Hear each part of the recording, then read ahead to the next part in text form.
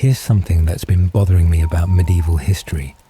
We always hear about the kings and battles, but nobody talks about the really dark stuff that happened behind closed doors. Tonight, you're a fly on the wall, or maybe a well-dressed rat, drifting through the dirtiest secrets the Middle Ages ever tried to bury. Royal bedsheets, poisoned feasts, schemes in the dark, whispered behind every velvet curtain, affairs that toppled kingdoms, religious rituals that spiraled into chaos, and punishments designed to terrify entire crowds. Dim the lights, hold your breath, because these are the medieval scandals you were never supposed to see, in miniature.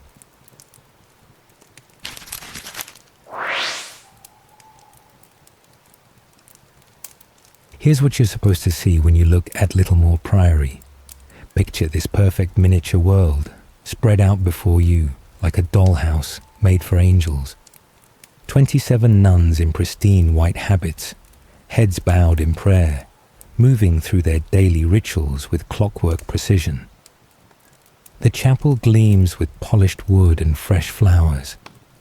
Gardens stretch out in neat rows of herbs and vegetables. Every plant perfectly tended, every path swept clean. Stone walls rise up around this sacred space, protecting these holy women from the corrupted world outside. It's exactly what medieval people imagined when they thought about religious life. Pure, peaceful, perfect. You can almost smell the incense drifting through these miniature halls. Hear the soft whispers of Latin prayers echoing off stone walls. Each tiny nun has her own cell. A simple room with a narrow bed, a wooden cross, and maybe a single candle for reading scripture. They wake before dawn for morning prayers, spend their days copying religious texts, tending the sick, and growing food for the poor. Their meals are simple bread and vegetables, eaten in complete silence, while one sister reads aloud from holy books. They own nothing personal, speak only when necessary, and dedicate every waking moment to serving God. This is what holiness looks like in miniature. But something feels off about this picture-perfect scene, doesn't it? Maybe it's too perfect, too clean, too organized. Like a museum display where everything's been arranged by someone who never actually lived there. You start noticing little details that don't quite fit. Why does that one building look more comfortable than the others? Why are some of the garden paths worn down more than others? Like people were walking places they weren't supposed to go. And what's that structure over there that doesn't look like it belongs in a convent at all? The Benedictine rule was crystal clear about how these women were supposed to live. Poverty meant owning absolutely nothing personal, not even the clothes on their backs. Everything belonged to God and the community. Chastity meant complete separation from men. No physical contact, no romantic thoughts, no worldly desires of any kind. Obedience meant following every rule without question, accepting punishment without complaint, and putting the community's needs above their own wants. These weren't suggestions. These were sacred vows that bound these women's souls for life. Breaking them meant risking eternal punishment in hell. These women had given up everything worldly to serve God behind these walls. Wealthy daughters traded silk dresses for rough wool habits. They abandoned comfortable beds for straw mattresses on wooden planks. Instead of rich feasts, they ate plain bread and watered-down ale. They couldn't marry, couldn't have children, couldn't own property, couldn't even choose what to wear each day. Their families brought them here as young girls, sometimes as young as 12, and expected them to spend the next 50 or 60 years in prayer and service. Most of them would never leave these walls again until they died and were buried in the convent cemetery. The Priory collected donations from wealthy families who believed their daughters were living like angels on earth. These families paid hefty sums to ensure their girls had safe places to live, especially daughters they couldn't marry off profitably. Parents felt good about supporting holy work while solving family problems at the same time. Local merchants donated food and supplies, confident their generosity was feeding women who spent all day praying for everyone's souls. The church praised these donors publicly, promising them special blessings and faster paths to heaven. Everyone felt wonderful about supporting such sacred work. Local villagers would peek through the gates during daily walks and see exactly what they expected to see. Nuns walking slowly through gardens with their heads down. Sisters carrying baskets of vegetables toward the kitchen. The sound of bells calling everyone to prayer at regular intervals throughout the day. Women who looked serious and humble, dressed identically in simple white robes that covered them from neck to ankles. Everything appeared exactly as it should in a house dedicated to God. The villagers went home feeling blessed to live near such holy women, maybe even saying extra prayers for their own families because of this sacred presence in their community. But here's the thing about medieval religious houses. The prettier the facade, the more suspicious you should become. When everything looks too perfect, too organized, too holy to be real, that usually means someone's working very hard to hide something ugly underneath. Medieval people understood this instinctively. They knew that human nature doesn't disappear just because you put on a religious habit. The most dangerous sins often happened in the holiest places, committed by people who were supposed to be above temptation. The church knew this too, which is why they occasionally sent investigators to check on religious communities, especially the ones with the most perfect reputations. Religious houses that genuinely followed the rules didn't usually worry about unexpected visitors. They welcomed church officials, showed them around proudly, opened their books for inspection without hesitation. But places like Littlemore, they had reasons to prefer advance notice, time to clean up, time to hide things, time to make sure everyone remembered the correct stories to tell investigators, time to transform back into the perfect miniature world everyone expected to see. What we're about to uncover will shatter this holy image completely. All those carefully arranged scenes of prayer and piety. They were just performances put on whenever outsiders might be watching. The real life at Littlemore was happening in corners where church investigators weren't supposed to look, during hours when villagers weren't peeking through gates, in rooms that weren't part of the official tour, because in 1445, someone finally decided to look a little closer. Church investigators arrived at Littlemore with sharper eyes and more time than usual, ready to examine this supposedly perfect priory with uncomfortable attention to detail.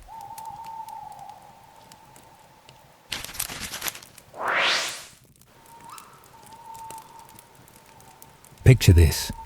It's 1445, and church investigators are walking through Littlemore with what we'd basically call clipboards today. These men are professional rule checkers, sent by higher church authorities to make sure religious houses are actually following the regulations they're supposed to follow. They've got lists of things to examine, questions to ask, and forms to fill out. Think of them as medieval auditors, except instead of checking tax records, they're checking souls. They arrive at Littlemore expecting this to be a routine visit, maybe lasting a day or two at most. They're expecting to find minor infractions at worst, maybe some dusty prayer books that haven't been properly maintained, perhaps a few nuns who've been sleeping through morning prayers or skipping evening devotions, possibly some garden work that's been neglected, or kitchen supplies that aren't properly accounted for. These investigators have seen it all before. Most convents have small problems. A sister who talks too much during meals. Someone who's been keeping a pet cat in her cell. minor human weaknesses that can be corrected with a stern warning and extra prayers. Nothing that would threaten the reputation of the religious house or require serious punishment. Instead, they find nuns sharing beds and the smell of roasted meat wafting from the kitchen. The investigators walk into the dormitory area, expecting to see individual cells with single occupants. But they discover pairs of women sleeping together in the same beds, not just occasionally, but regularly, as a normal part of daily life. And that smell is definitely meat cooking, not the simple vegetables and bread these women are supposed to be eating. Rich, fatty meat that smells expensive and definitely forbidden. The kind of meat that wealthy people eat at feasts, not the food that's appropriate for women who've taken vows of poverty. Now, sharing beds might sound innocent to modern ears, but medieval church law was very specific about this practice. Physical contact between nuns was strictly forbidden, even innocent contact like sharing sleeping spaces. The church understood that close physical proximity could lead to emotional attachments, and emotional attachments could lead to relationships that competed with each nun's devotion to God. Medieval religious authorities weren't naive about human nature. They knew that putting people together in close quarters for years at a time, with no outside relationships allowed, created conditions where inappropriate bonds might form. Each nun was supposed to have her own cell, her own space for private prayer and reflection. These cells weren't meant to be comfortable, but they were supposed to be individual. A small room with a narrow bed, maybe 6 feet by 8 feet, with stone walls and a tiny window. The cell was where a nun retreated for personal prayer time, where she examined her conscience, where she slept alone with only God as company. Having your own cell meant having space to think about your relationship with God without distractions from other people. Sharing sleeping space violated this fundamental principle of monastic life. And meat? That was completely forbidden, except for the sick and dying. Medieval religious rules about food weren't just about health or economics. They were about spiritual discipline.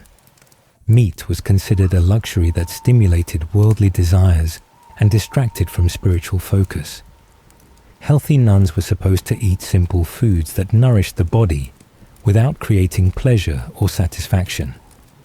Bread, vegetables, maybe fish on special occasions. Eating meat for pleasure was seen as indulging the flesh instead of focusing on the spirit. The only exception was for nuns who were seriously ill and needed rich food to recover their strength. The investigators start taking notes, but they're not prepared for what else they're seeing as they spend more time at Littlemore. These aren't isolated incidents they can explain away as momentary lapses in judgment. The bed sharing is happening throughout the dormitory. The meat eating appears to be regular, not just a one-time mistake. The nuns don't seem embarrassed or apologetic about these violations.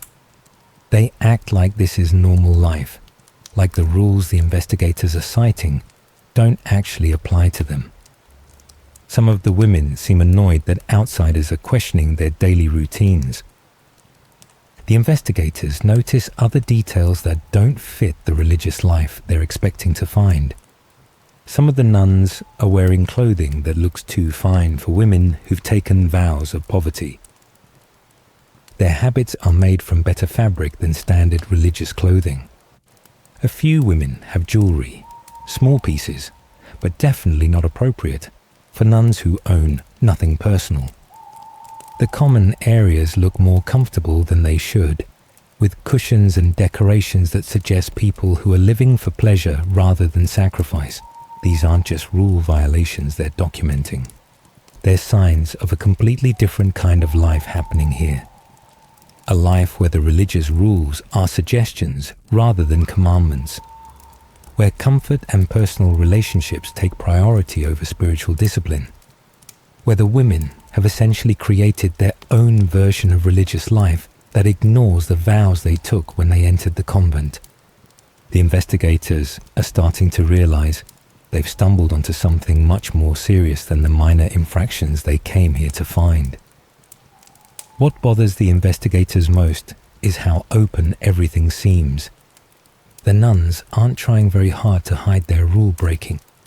They're not sneaking around or acting guilty.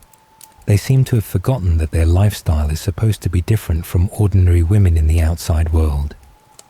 This suggests that whatever's happening at Littlemore has been going on for a long time, long enough that it feels normal to everyone involved.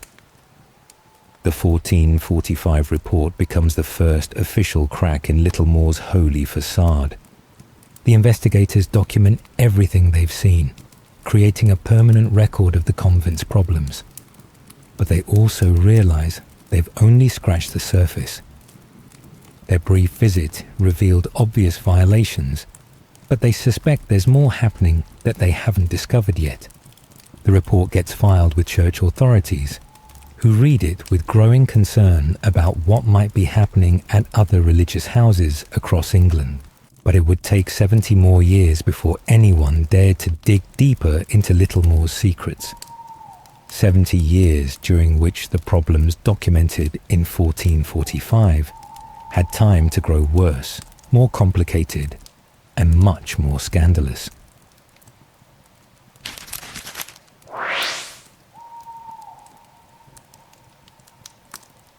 Let me introduce you to the woman running this show, the Prioress of Littlemore. In our miniature world, she should be the centerpiece of holiness, the figure everyone else looks up to for guidance and inspiration. Picture her in the diorama as a serene older woman, maybe in her 40s, wearing the finest white habit with perfectly arranged head covering. She walks through the convent halls with measured steps, hands folded in prayer, eyes cast downward in humility. Other nuns step aside respectfully when she passes. She leads morning prayers with a clear, strong voice that carries across the chapel. During meals, she sits at the head table, eating simple food while keeping watch over her spiritual daughters. She's supposed to be the spiritual mother of this community, the moral compass pointing everyone towards salvation. Medieval church law gave prioresses enormous responsibility. They controlled every aspect of daily life for the women under their care. They decided who got which jobs, who received punishment for breaking rules, who was allowed to speak to visitors. They managed the convent's money, made deals with local merchants, and negotiated with wealthy families about donations. Most importantly, they were supposed to be living examples of perfect religious life. Other nuns looked to the prioress to see how a true bride of Christ should behave. If the prioress followed every rule perfectly, the other women would follow her example. The prioress held the keys to everything, literally and figuratively. She had keys to the chapel, the treasury, the library, the kitchen stores, and the gates that separated the convent from the outside world. She decided who could enter and who had to leave. She chose which nuns got comfortable jobs copying manuscripts and which ones had to work in the vegetable gardens. She controlled communication with the outside world, reading letters before other nuns could receive them, and deciding what news from families was appropriate to share. In many ways, the prioress had more power over daily life than most medieval lords had over their peasants, but by 1517, church investigators have some very uncomfortable questions about her personal life. 72 years have passed since that first troubling report, and the problems at Littlemore have grown much worse. The new investigators arrive with more time and more suspicion than their predecessors. They're not just checking boxes on routine forms anymore. They're asking specific questions about specific people, starting with the woman who's supposed to be keeping everyone else in line. They want to know where she spends her time, who visits her private chambers, and why the other nuns seem nervous when her name comes up in conversation. See, there's this priest who's been spending an unusual amount of time at the Priory. Father Richard. He shows up regularly, sometimes staying for days at a time. When the investigators ask about him, they get vague answers about spiritual guidance and religious instruction. The prioress explains that Father Richard helps with confession, leads special prayer services, and provides theological education that the nuns can't get anywhere else. She makes it sound like he's doing essential religious work that requires his constant presence at the convent. The other nuns nod along with this explanation, but they avoid making eye contact while they're agreeing. He's supposedly there for confession and spiritual guidance, nothing more.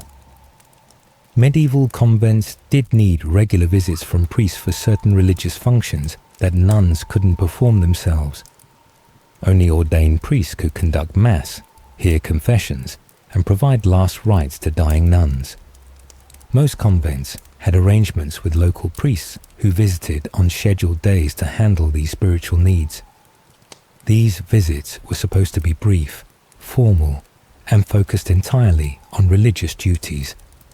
The priest would arrive, perform whatever religious functions were needed, and leave the same day. Personal relationships between priests and nuns were strictly forbidden. But the investigators notice he has his own room, his own place at the dinner table. This goes way beyond normal priestly duties. Father Richard isn't just visiting Littlemore. He's essentially living there. He has personal belongings scattered around his room, comfortable furniture that suggests long-term residence, and even personal decorations that make the space feel like home.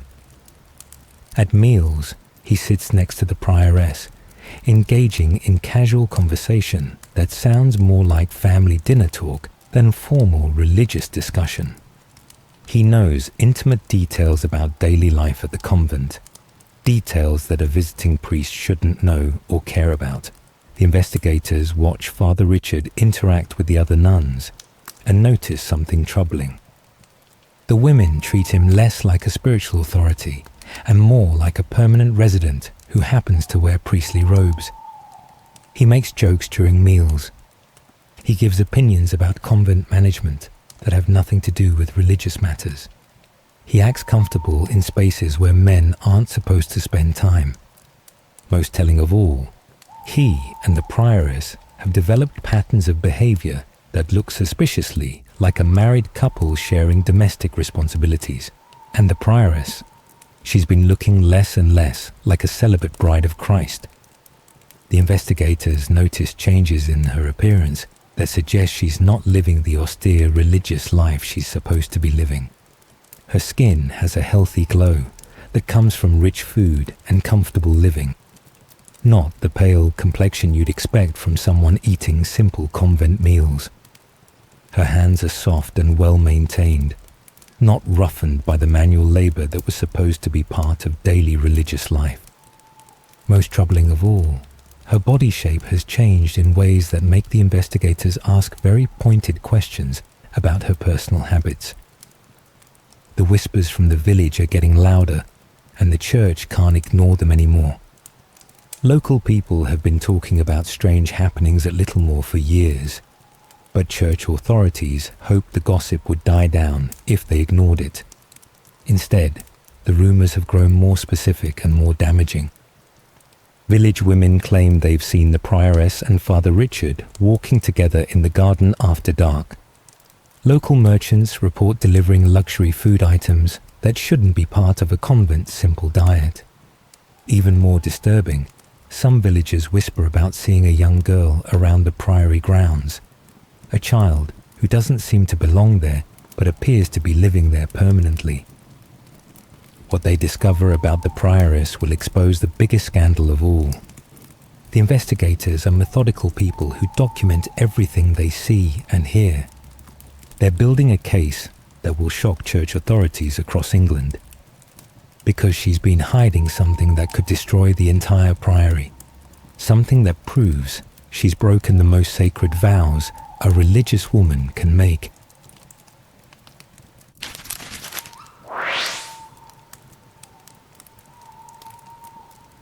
Here's where our diorama gets really uncomfortable. The church investigators are walking through Littlemore on what should be a quiet afternoon, clipboards in hand, expecting to document more of the same rule violations they've already found. Maybe they'll catch a few more nuns eating forbidden meat or sleeping in shared beds. Nothing they can't handle with stern warnings and extra prayer assignments. They round the corner into the main courtyard, the space that should be the heart of contemplative religious life, where nuns gather for outdoor prayers and quiet reflection. Maybe they'll catch a few more nuns eating forbidden meat or sleeping in shared beds. Nothing they can't handle with stern warnings and extra prayer assignments. They round the corner into the main courtyard, the space that should be the heart of contemplative religious life, where nuns gather for outdoor prayers and quiet reflection. They walk into the courtyard expecting to find prayer or meditation, maybe a few sisters tending herbs or copying manuscripts in the afternoon sunlight. Instead, they freeze in their tracks. The scene unfolding in front of them destroys every assumption they had about what kind of religious house they're investigating. The prioress, the woman who's supposed to be the spiritual mother of this community, is engaged in activities that have absolutely nothing to do with prayer, meditation, or any other acceptable religious practice. They find her playing and romping with local boys from the village. That's the exact phrase the investigators use in their official report. Playing and romping. Two words that sound almost childlike in their innocence, like something you might see at a country fair or village celebration. Except these investigators aren't describing innocent games or casual entertainment. They're church officials who've spent years documenting religious misconduct, and they know exactly what they're seeing, even if their professional language makes it sound less scandalous than it actually is.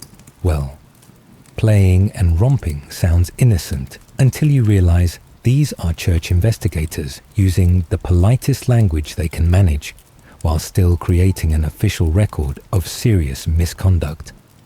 Medieval church officials were experts at bureaucratic euphemism when they needed to document behavior that was too shocking to describe directly. They had to create reports that their superiors could read, without being corrupted by explicit details, while still making clear that serious violations had occurred. The phrase playing and romping was code language that every church official would understand, meant inappropriate physical contact between a nun and men from outside the convent. Medieval church records were masters of euphemism when describing sexual misconduct. They had entire vocabularies of polite phrases that meant exactly what you think they meant without actually saying it directly. Improper familiarity meant sexual relationships. Suspicious friendship meant affairs. Worldly behavior meant anything from drinking too much to engaging in activities that violated vows of chastity. Church scribes could write reports that sounded almost innocent to casual readers while communicating shocking details to the religious authorities who needed to know what was really happening. The investigators document that the boys aren't children. They're young men from nearby farms and workshops, probably in their late teens or early 20s. Strong, healthy young men who work with their hands and have enough free time to spend afternoons at the Priory instead of focusing on their jobs or families. These aren't accidental encounters or brief conversations.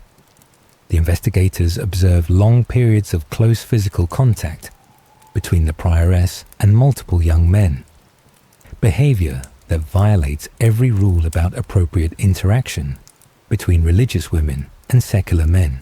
The investigators notice that these young men seem familiar with the Priory grounds, like they've been coming here regularly for quite some time. They know which paths to take which areas are private, and which times of day offer the most privacy from prying eyes. They act comfortable around the other nuns, who don't seem surprised to see them. What stands out most is that they interact with the prioress like they've developed personal relationships with her, not the formal respect that outsiders should show to religious authorities. And this isn't happening once or twice. It's a regular pattern the investigators document over several days of observation. The young men show up at predictable times. The prioress makes herself available for these encounters. The other nuns clear out of common areas when the visitors arrive. Everyone involved has developed routines that suggest this has been going on for months or even years. This isn't a momentary lapse in judgment or a single mistake that the prioress can explain away. This is an established pattern of behavior that completely contradicts her religious vows. The other nuns know about it. The village knows about it. Everyone's been looking the other way for reasons the investigators are starting to understand. The sister nuns aren't shocked or surprised by what they witness. They don't report the prioress's behavior or ask the investigators to intervene. Instead, they act like this is normal daily life that doesn't require their attention or concern. Some of them even seem to facilitate these encounters by creating privacy or providing lookout services when strangers approach the priory. Village gossip networks had been circulating stories about unusual activities at Littlemore for years, but local people chose not to report their suspicions to church authorities. Maybe they were afraid of challenging powerful religious figures. Maybe they benefited from the priory's more relaxed attitude toward rules and didn't want to create problems. Or maybe they understood that making official complaints could bring unwanted attention to their own families and businesses. Whatever their reasons, the silence allowed the prioress's behavior to continue and escalate over time. The investigators realized they're documenting evidence of systematic corruption that goes far beyond individual rule violations. The prioress hasn't just broken her personal vows. She's created an environment where religious rules don't apply and secular pleasures take priority over spiritual duties. She's transformed what should be a sacred space into something that looks more like a medieval brothel operating under religious cover. This revelation proves the prioress has completely abandoned her sacred vows of chastity, poverty, and obedience. She's supposed to avoid all contact with men, own no personal property, and submit to church authority in all matters.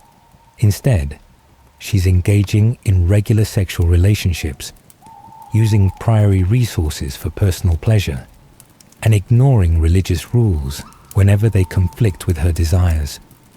But the investigators are about to uncover evidence of something even more shocking than regular sexual misconduct. Something that will prove the prioress's corruption runs deeper than anyone imagined.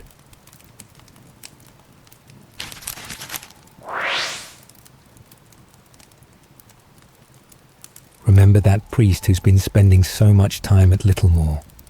Father Richard, with his own room and his own place at the dinner table.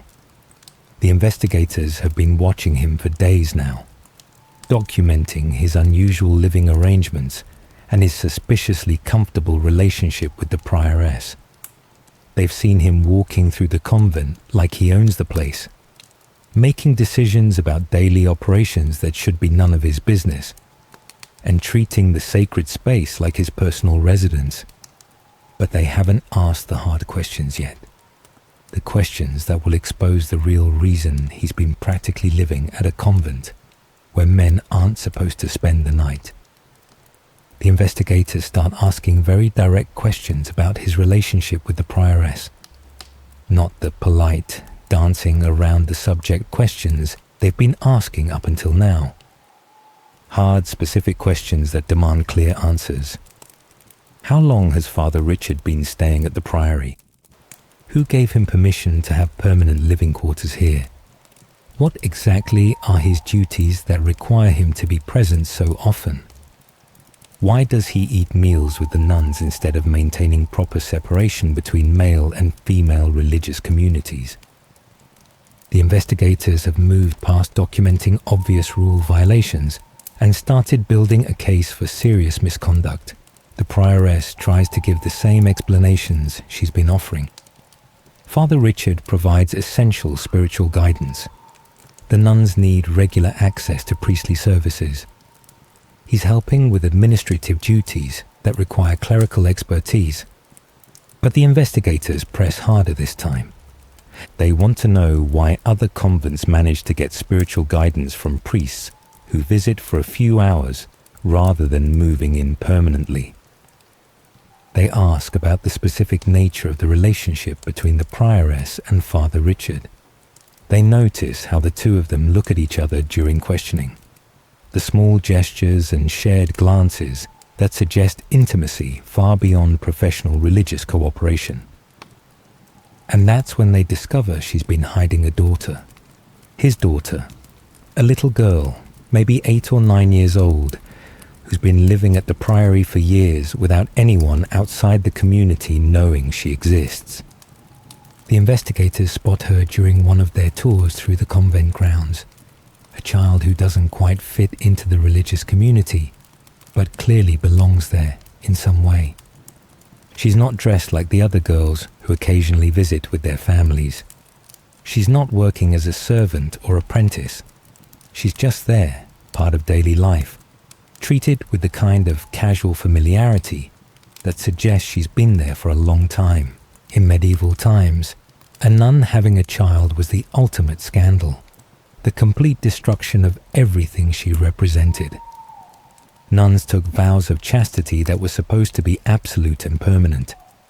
They were supposed to be married to Christ, spiritually speaking, which meant they could never have physical relationships with earthly men. Having a child proved that a nun had not only broken her vows, but had engaged in the kind of serious, ongoing sexual relationship that was completely forbidden. It wasn't a momentary lapse in judgment. It was evidence of a sustained period of sinful behavior that violated the most sacred promises a religious woman could make. The scandal went beyond the personal corruption of one individual nun. Medieval people believed that nuns were supposed to be living examples of pure Christian womanhood. Families sent their daughters to convents expecting them to live holy lives that would earn spiritual benefits for their entire families. Communities supported convents financially because they believed the nuns' prayers and good works would bring God's blessings to everyone in the area. A nun with an illegitimate child destroyed all of these expectations and threatened the spiritual foundation that justified the entire system of religious houses. But somehow, the prioress managed to keep this secret for years. She carried the child to term without anyone outside the convent reporting her pregnancy to church authorities. She gave birth without calling in a midwife who might spread gossip to the village. She raised the child within the priory walls without visitors or inspectors noticing anything unusual. This required careful planning, constant vigilance, and the cooperation of everyone else living at the convent. It wasn't something she could accomplish alone. The child has been living right there in the priory, probably passed off as an orphan or servant. Medieval religious houses often took in orphan children, either as acts of charity or as potential future nuns who would be trained from childhood in religious life. They also employed young girls as servants to help with cooking, cleaning, and other domestic work. A child living at the convent wouldn't automatically raise suspicions if she had a plausible explanation for being there. The prioress created a cover story that satisfied casual observers and discouraged deeper investigation. Other nuns helped cover it up, creating fake stories about where the girl came from. Maybe they told visitors she was the daughter of a poor family who couldn't afford to raise her. Perhaps they claimed she was an orphan who needed shelter and religious education. The sisters might have said she was a potential nun being trained from childhood, a practice that wasn't uncommon in medieval religious houses. Whatever story they told, everyone at the Priory had to remember it consistently and support it. Whenever outsiders asked questions, the priest continued his visits, playing the role of spiritual advisor while being a father and lover. Father Richard maintained his official position as the Priory's spiritual director, showing up for religious ceremonies and providing the priestly services that nuns couldn't perform themselves. But he was also secretly living as a husband and father, spending time with his daughter and maintaining his relationship with the prioress. He had to balance these two completely different roles without letting either one interfere with the other.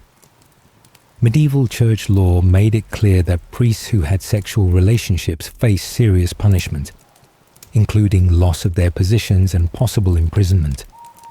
Priests who had children with nuns faced even worse consequences because they had corrupted women who were supposed to be completely removed from worldly relationships. Father Richard was risking his career, his freedom, and potentially his life to maintain his secret family at Littlemore. This illegitimate daughter becomes the smoking gun that proves the Priory's corruption runs deeper than anyone suspected. She's living proof that the prioress has completely abandoned her religious vows and that Father Richard has violated his priestly obligations. More importantly, her existence proves that other people at the convent have been actively participating in covering up serious religious crimes for years, but the investigators still don't know how deep this rabbit hole goes, or how many other secrets the community has been hiding behind its facade of religious respectability.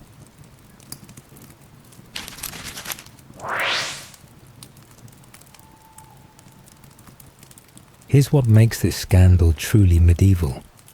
It wasn't just the prioress breaking rules while everyone else tried to follow them.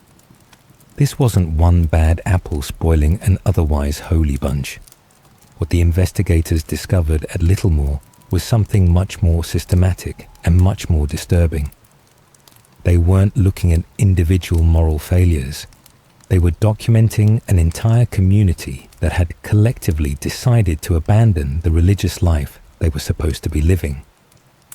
The entire convent had become a conspiracy of silence and mutual protection. Picture our diorama now with a different lens. Instead of holy women accidentally stumbling into temptation, we're seeing a coordinated network of people who had actively chosen to create their own version of religious life. One that prioritized personal comfort and relationships over spiritual discipline. Every nun at Littlemore knew what was happening with the prioress and Father Richard. They knew about the secret daughter. They knew about the young men from the village. And instead of reporting these violations to church authorities, they had chosen to protect each other. Medieval religious communities were supposed to function like spiritual families, with older nuns guiding younger ones toward holiness, and everyone helping each other resist temptation. At Littlemore, this family structure had been twisted into something that served exactly the opposite purpose. The nuns used their close relationships to enable each other's rule-breaking, instead of encouraging each other toward better behavior. They had created a culture where breaking vows was normal and reporting misconduct was seen as betrayal. Nuns were covering for each other's affairs, sharing alibis, creating fake stories for investigators. When church officials asked where Sister Margaret had been during evening prayers, other nuns would claim she was caring for sick patients, even when she was actually meeting with men from outside the convent. When investigators wondered why Sister Joan seemed to have expensive jewelry, her roommates would insist the pieces were family heirlooms she was allowed to keep for sentimental reasons. The women had developed elaborate systems for corroborating each other's lies and making sure their stories matched when outsiders asked questions. The investigators discovered that some nuns had their own relationships with local men, using the Priory as a meeting place for encounters that had nothing to do with religious life. The convent grounds became a kind of medieval dating service, where women who were supposed to have renounced all romantic relationships were instead maintaining active love lives with men from nearby villages and farms. These relationships weren't secret from the other nuns. They were part of the community's new normal, accepted and facilitated by women who should have been horrified by such violations of their sacred vows. Young men from the surrounding area knew they could visit Littlemore for entertainment that would be impossible to find at other religious houses. Word had spread through informal networks that the nuns at this particular priory were more interested in worldly pleasures than spiritual discipline. The convent had developed a reputation that attracted exactly the kind of visitors that genuine religious houses worked hard to discourage. Instead of being known for holiness and prayer, Littlemore was becoming known for something much more scandalous. Others were taking money from wealthy families in exchange for looking the other way. The investigators found evidence that some nuns were essentially selling silence about their community's corruption. Wealthy families who discovered embarrassing secrets about Littlemore's activities could pay individual nuns to keep quiet instead of reporting problems to church authorities. This created a financial incentive for maintaining the conspiracy and gave corrupt nuns additional income to fund their non-religious lifestyles. Some of these bribes came from families who had daughters at the Priory and didn't want scandals to reflect badly on their own reputations. Other payments came from local men who were visiting the convent for inappropriate reasons and wanted to make sure their activities wouldn't be reported to their wives or employers.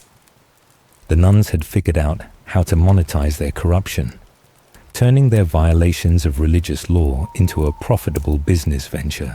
The convent's financial records show unexplained gifts and donations from suspicious sources that had nothing to do with normal religious charity. Medieval convents kept careful records of their income because church authorities regularly audited their finances to make sure donations were being used properly.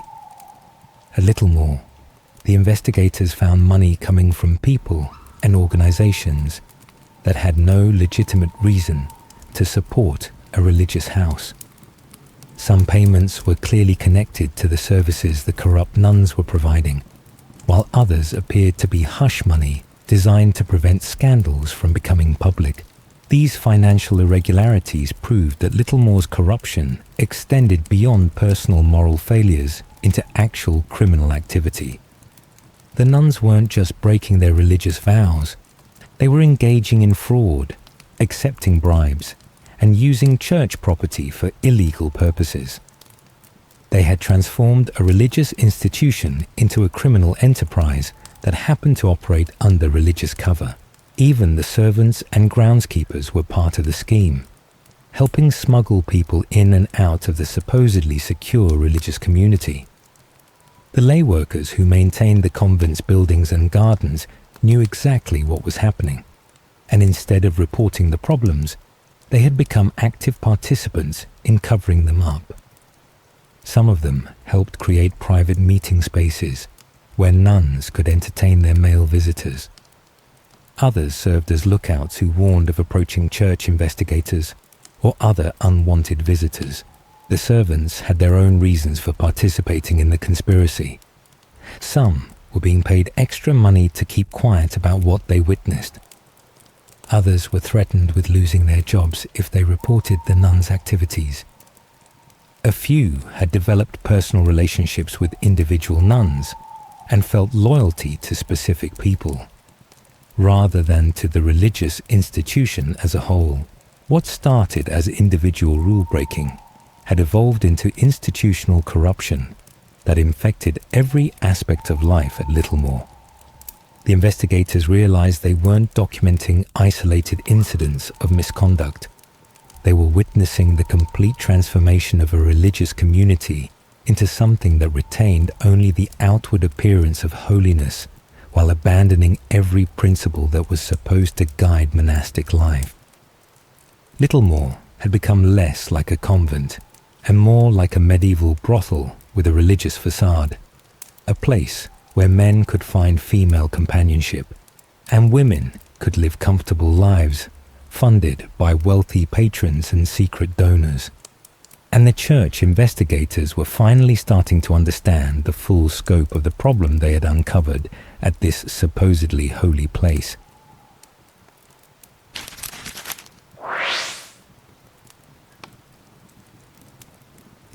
So what do you do when an entire priory has gone rogue? Picture yourself as a medieval church official sitting in your office, reading through page after page of investigation reports from Littlemore. You've got detailed documentation of everything we've been talking about. The prioress sleeping with young men from the village, Father Richard living at the convent like a married man, their secret daughter running around the grounds, nuns covering for each other's affairs and taking bribes to stay quiet. An entire religious community that's basically operating as a medieval pleasure house with religious window dressing. The church investigators have documented everything with the careful precision that medieval bureaucrats were famous for. They've got witness statements from servants who helped smuggle men in and out of the priory. They've got financial records showing unexplained payments from suspicious sources. They've got testimony from village people who've been watching inappropriate behavior for years. They've even got physical evidence of the luxurious lifestyle these supposedly poor nuns have been living. The case file is thick enough to choke a horse, and every page contains evidence of serious violations that should result in immediate punishment. But here's where medieval politics gets complicated. Punishing a prioress and her nuns creates a massive public scandal for the church itself. You can't just quietly discipline these women and hope nobody notices. Religious houses like Littlemore were supposed to be shining examples of Christian virtue. People for miles around had been pointing to the priory as proof that the church was doing good work in their community. Local families had been bragging about having daughters who lived such holy lives. The entire system of religious houses depended on public trust that these institutions actually functioned the way they were supposed to function. Medieval people donated money and land to convents because they believed in their holiness. Wealthy families gave substantial gifts to support what they thought was genuine religious work. Merchants provided food and supplies because they trusted that the nuns were spending their days in prayer and service to God. Poor families sent their daughters to work as servants because they believed the convents were safe, moral places where young women would be protected from corruption.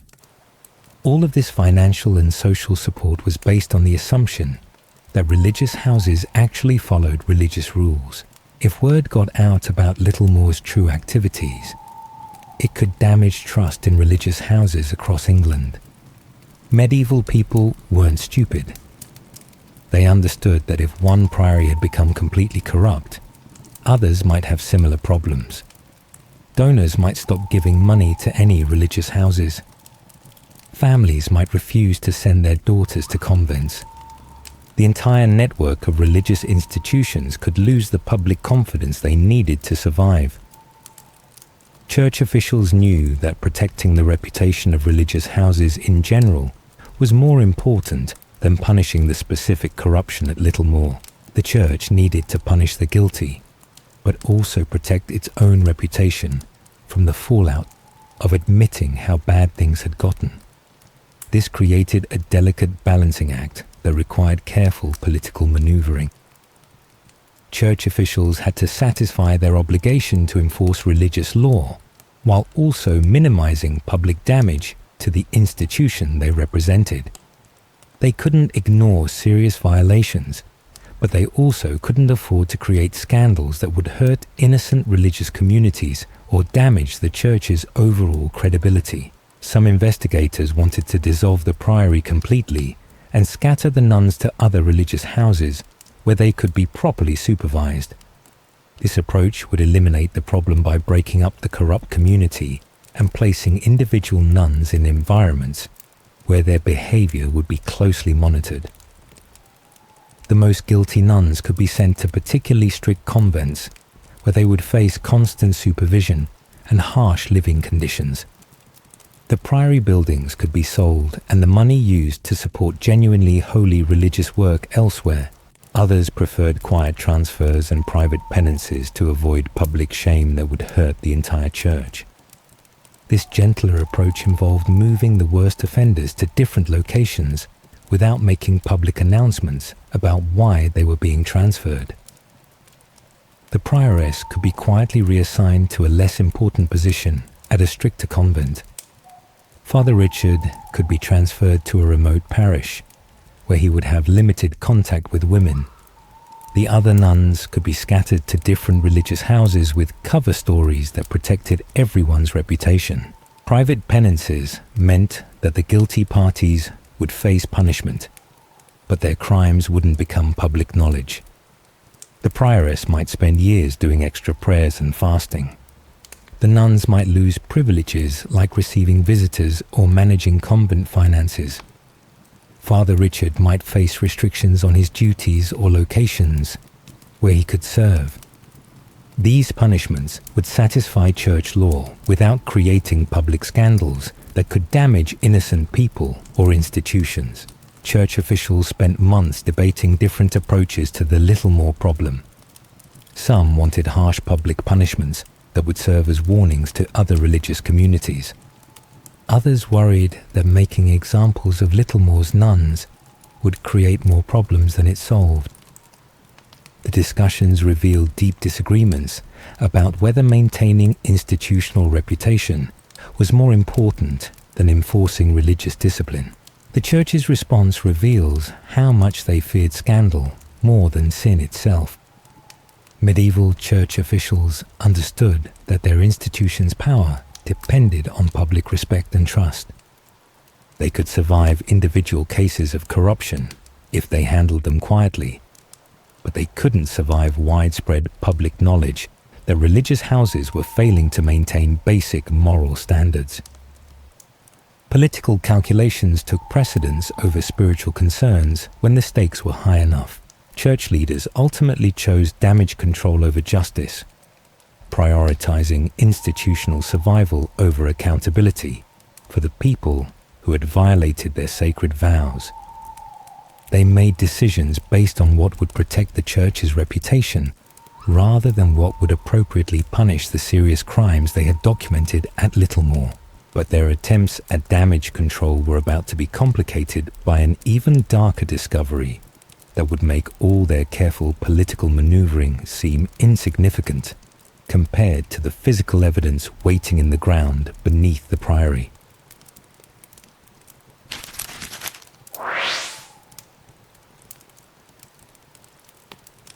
Fast forward a few centuries, and archaeologists start digging around the old Littlemore grounds. It's the 1960s now, and modern science has given us tools that medieval church investigators never had. Ground-penetrating radar, carbon dating, careful excavation techniques that can tell us exactly how someone lived and died centuries ago. The archaeologists arrive expecting routine medieval archaeology work, the kind of dig that produces a few pottery fragments and maybe some old coins for local museums. They're looking forward to a quiet summer of cataloguing ordinary medieval artifacts and writing papers about daily life in religious communities. They're expecting to find typical medieval remains. Old nuns buried in simple graves, arranged in neat rows in consecrated ground behind the chapel. Medieval religious communities had strict rules about burial practices. Nuns were supposed to be buried in plain wooden coffins, dressed in their religious habits, with their hands folded in prayer and their faces turned toward the east to await resurrection. The graves should be marked with simple wooden crosses or plain stone markers. Everything should be orderly, peaceful, and properly blessed according to church law. Medieval religious burials followed predictable patterns that archaeologists knew how to interpret. The most important nuns, like the prioress, would be buried closest to the chapel altar. Ordinary sisters would be arranged in order of their death dates, creating chronological records of the community's history. The graves should contain religious artifacts like wooden crucifixes, prayer beads, or small religious medals. The skeletons themselves should show signs of the austere religious life, evidence of simple diets, hard physical work, and the kind of wear patterns you'd expect from years of kneeling in prayer. Instead, they uncover skeletons that tell a much darker story about life in the Priory. The bones don't match what the archaeologists expected to find at all. Some skeletons show signs of rich diets with plenty of meat, contradicting everything we know about medieval religious food restrictions. Others have injuries that suggest violence or suspicious deaths that were never reported to outside authorities. The burial patterns are chaotic, with graves scattered in locations that don't follow normal religious practices. Most disturbing of all, several skeletons show evidence of deaths that occurred under circumstances the medieval church would have considered deeply suspicious. Some bones bear marks that could indicate poisoning, though proving that centuries later requires careful chemical analysis.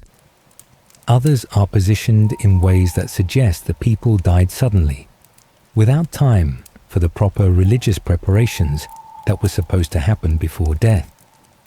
These aren't the peaceful deaths of women who spent their lives in prayer and service. One burial stands out immediately. A woman buried in a way that suggests she died violently or suspiciously. The skeleton is that of a middle-aged woman, probably in her 40s, found in a location that breaks every rule about proper religious burial. Her bones show evidence of trauma that occurred around the time of death, injuries that could have been caused by falling, being pushed, or worse.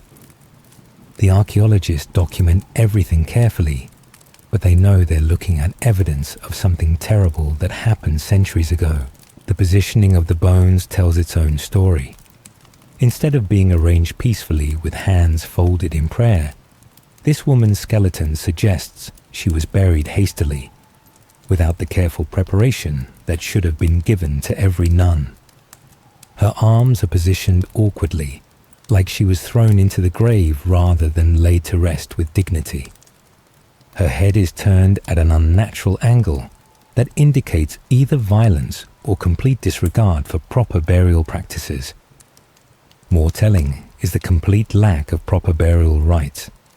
No evidence of a wooden coffin, no religious artifacts buried with her, no signs that proper prayers were said over her grave.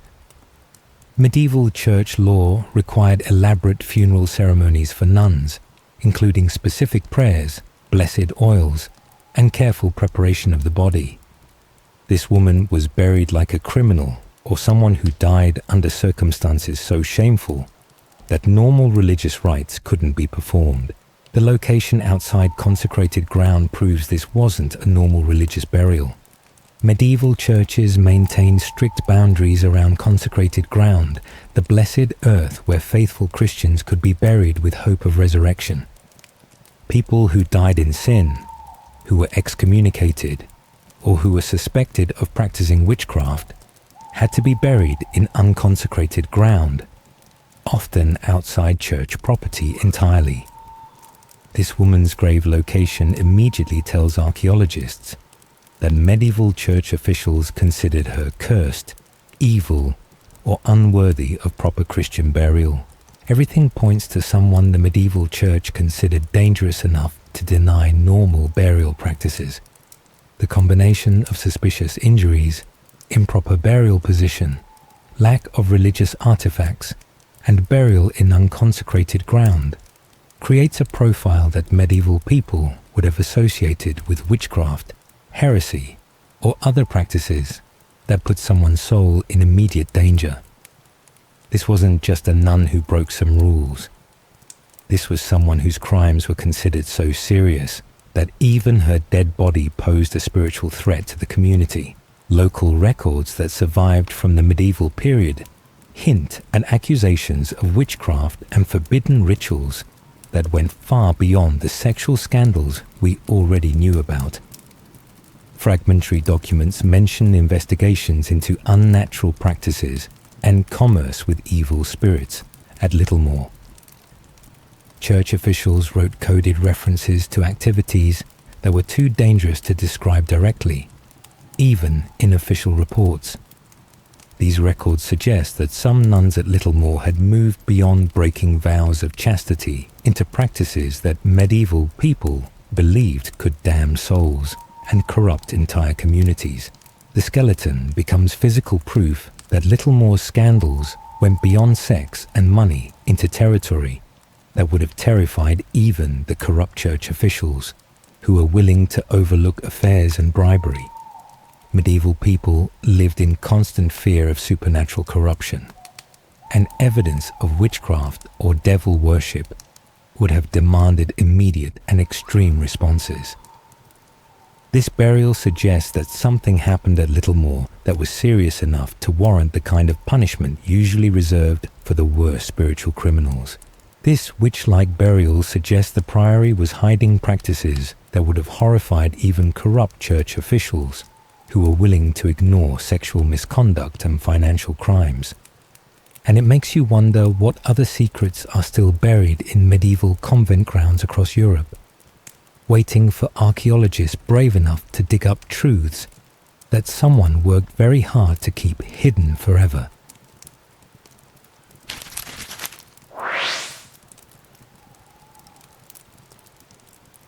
Here's the thing that'll keep you up tonight.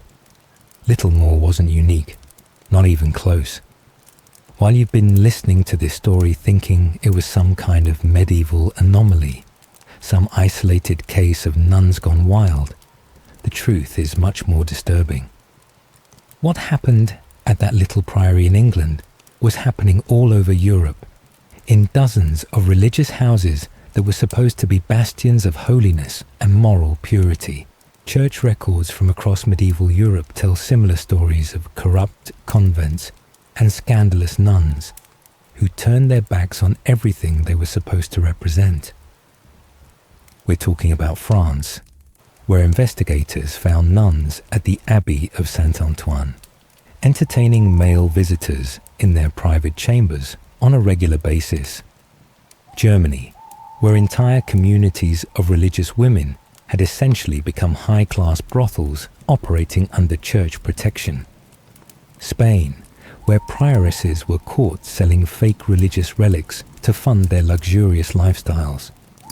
Italy, where some convents had devolved into what can only be described as medieval party houses, where wealthy women went to escape family expectations.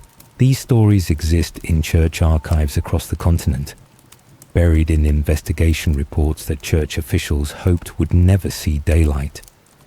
The same euphemistic language we saw at Littlemore. The same careful documentation of activities that were too shocking to describe directly.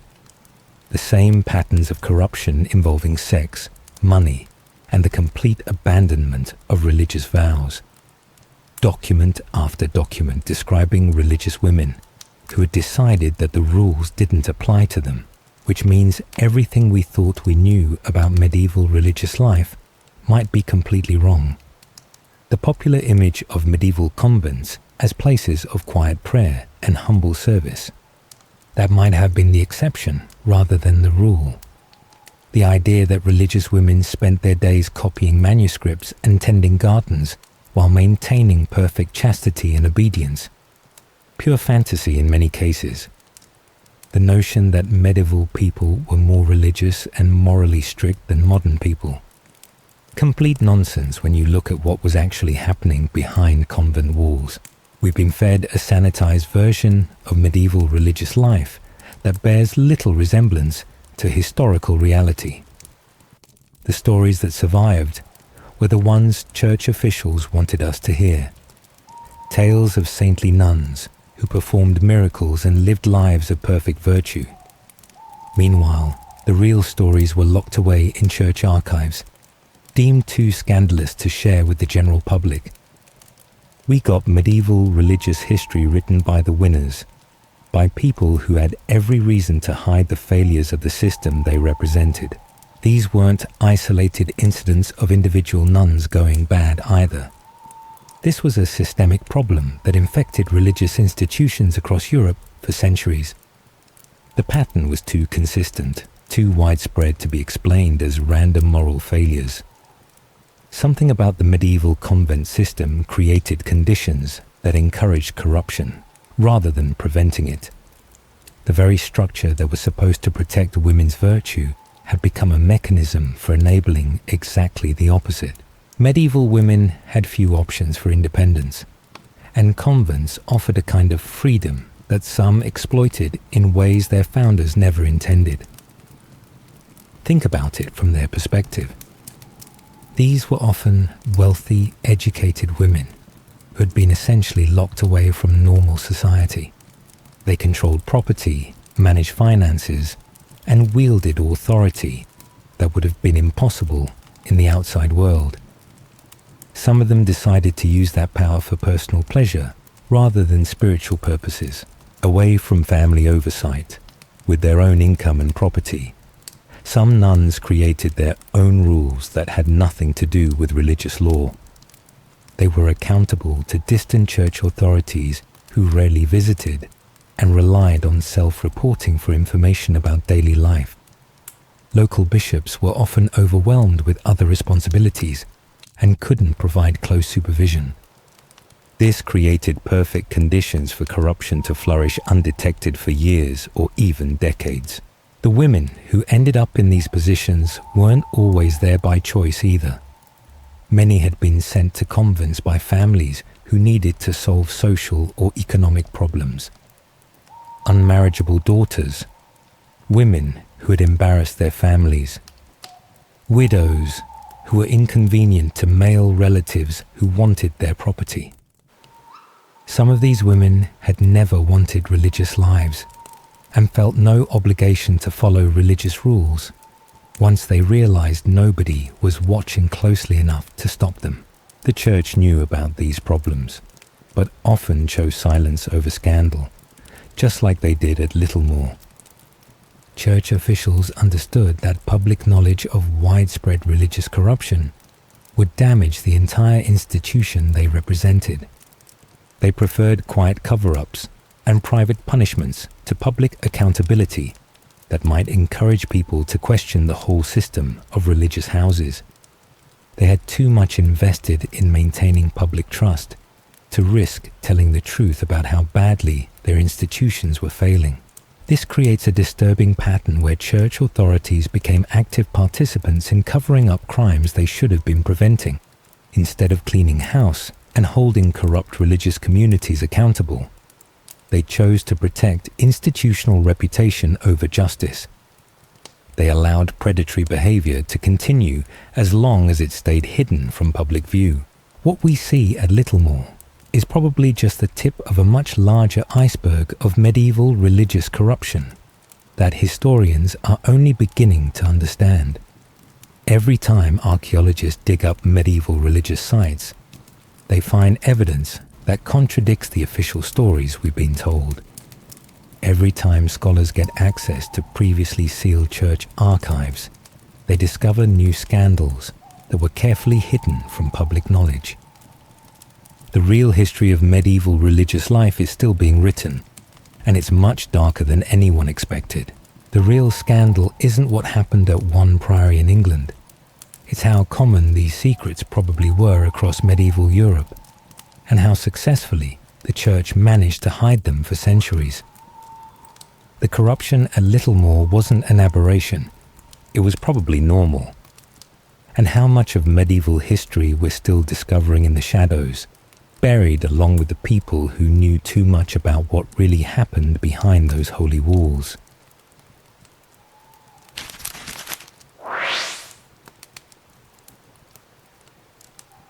So why are we just hearing about Littlemore's scandals now, centuries later?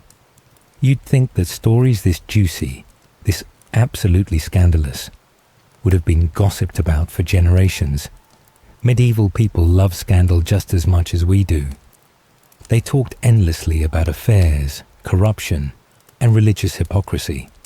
So why didn't these stories spread through medieval society and get passed down through oral tradition until they became common knowledge? Why did it take modern archaeologists and historians to uncover what should have been one of the biggest religious scandals of the 15th century? The Church worked very hard to bury these stories, literally and figuratively. Think about the medieval Catholic Church as a massive public relations machine with centuries of experience managing damaging information. They understood that their power depended on maintaining public trust in religious institutions. They couldn't afford to let stories like Littlemore become common knowledge, because that would encourage people to question whether other religious houses had similar problems. So they developed sophisticated systems for containing scandals and preventing damaging information from reaching the general public. Church officials had multiple strategies for making inconvenient truth disappear. They could transfer problematic nuns to remote locations where they couldn't talk to outsiders. They could reassign investigative reports to archives that few people had access to. They could create official versions of events that omitted the most scandalous details while technically remaining truthful.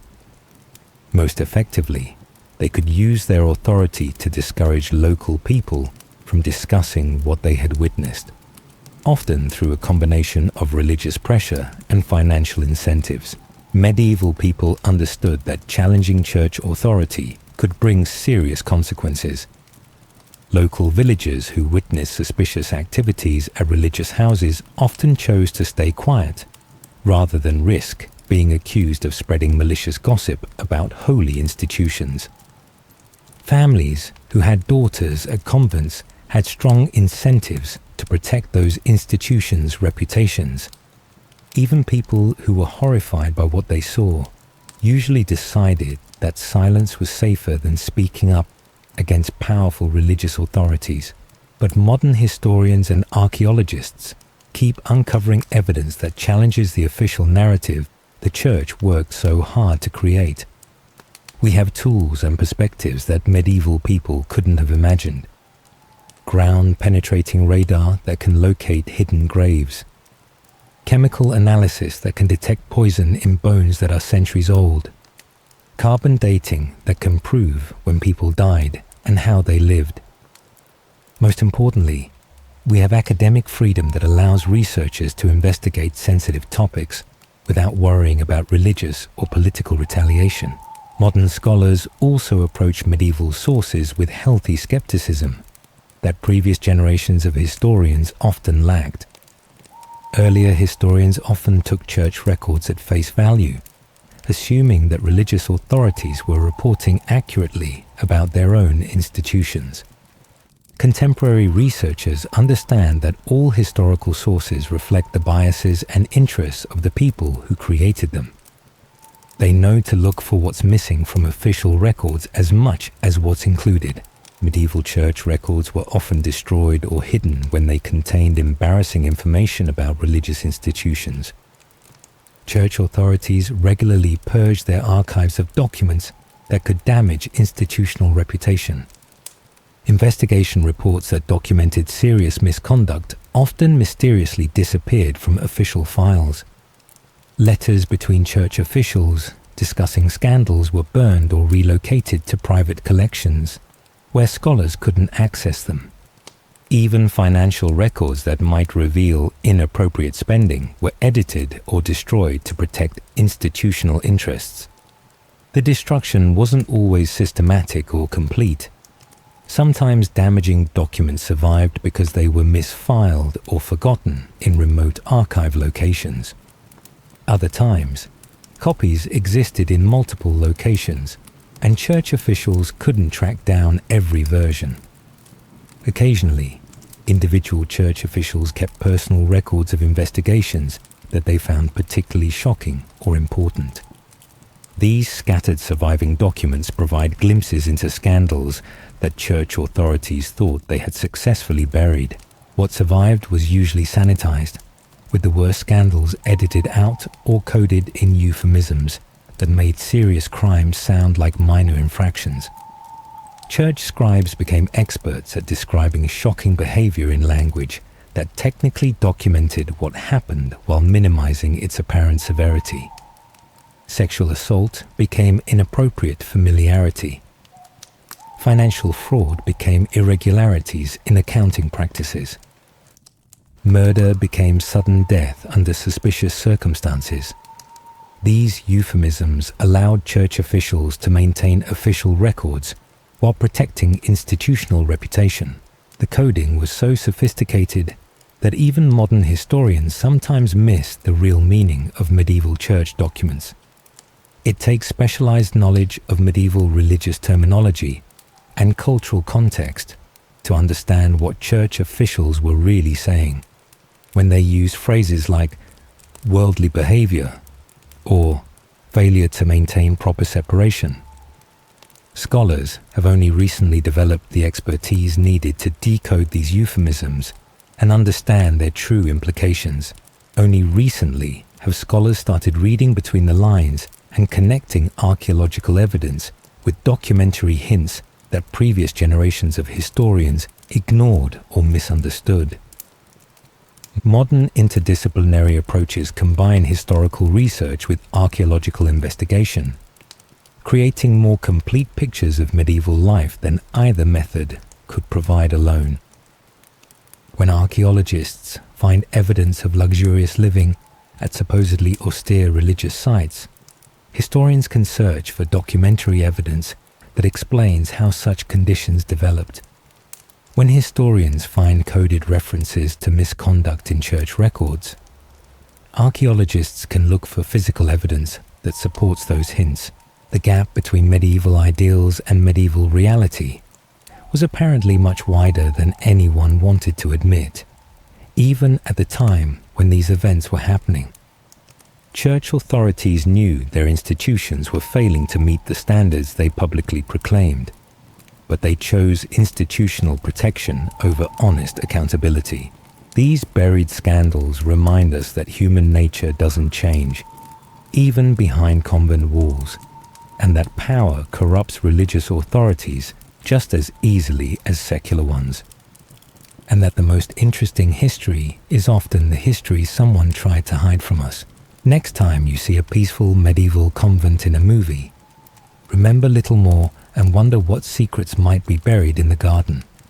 Those serene white habits and quiet prayer scenes.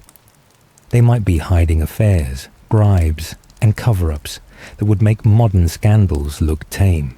These dioramas of medieval scandal remind us that the past was messier, more human, and more interesting than the history books usually admit. People haven't changed much over the centuries.